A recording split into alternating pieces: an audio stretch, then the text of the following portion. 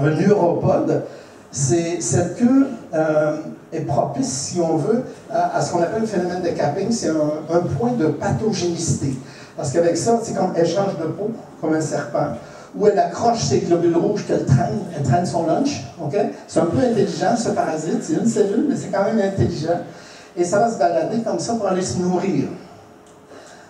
Alors, on travaille, nous, à l'école, on s'est aperçu depuis quelques années, quand on regarde le biofilm, après 5 ou 10 minutes où on l'a laissé stagner sur la lame, on s'aperçoit que les parasites se sont déplacés. Alors, ils se sont déplacés de 100, 200, 300 microns. Alors, ça permet de les trouver plus facilement. Alors, ils font des petits chemins, comme les... Comment vous appelez ça à la mer, là? Qui font les petits chemins dans le sable. Non? Avec une petite coquille, là? Dans la limite, ça laisse le chemin, là, ben c'est pareil sur votre biofilm. Alors, ça devient facile à les trouver parce qu'ils continuent de se balader, même sur la lame de verre. Maintenant, le gros phénomène que nous, on a amené là-dessus, c'est la phagocytose du noyau des neutrophiles. Alors, c'est pour ça que je dis qu'ils sont pathogènes. Parce qu'imaginez, vous avez une bestiole énorme, qui est présente à peu près tout le temps dans les maladies parodontales, qui se nourrit du noyau d'un globule blanc. Alors, ici, vous avez un globule blanc. Celui-là, il a été anesthésié. Et vous voyez les 3 lobes ici, ils sont vides. C'était le noyau à l'époque. Alors, vous avez un globule blanc ici, avec les granules et les 3 lobes du noyau.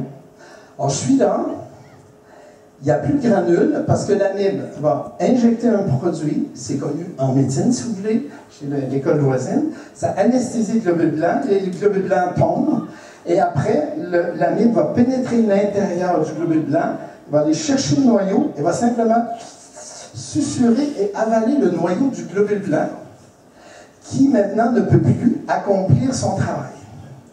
Et c'est vrai qu'on rigole quand il fait ça comme ça, et après, réfléchissez, tous les êtres vivants ont fait pareil. Nous, on mange, puis on avale.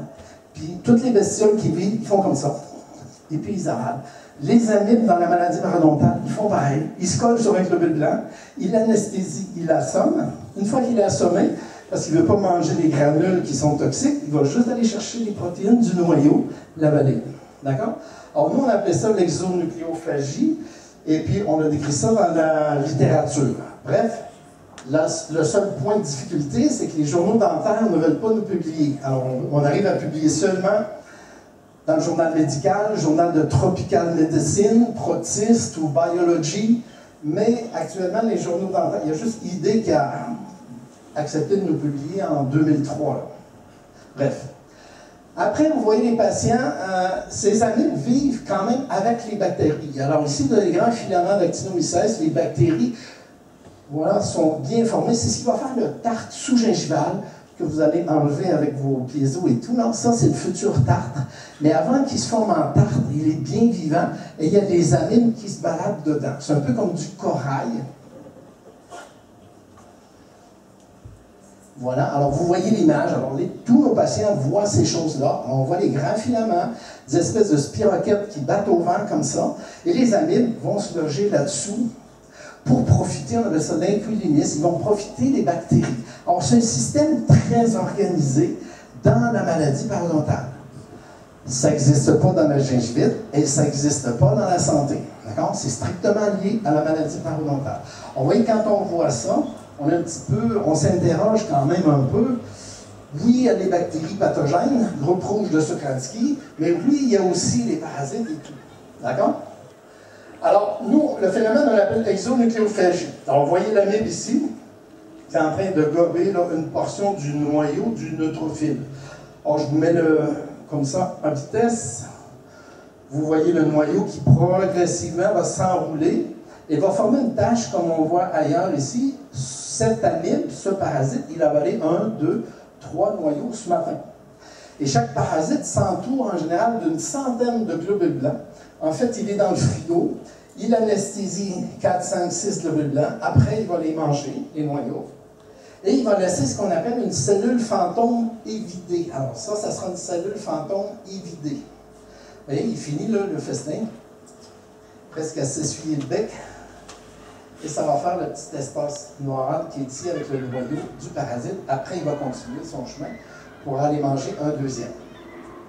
Maintenant, à chaque fois qu'il fait ça, il laisse un globule blanc vide. Alors, le globule blanc vide tombe au fond de la poche parodontaire. Qu'est-ce qu'il y a dans le globule blanc vide?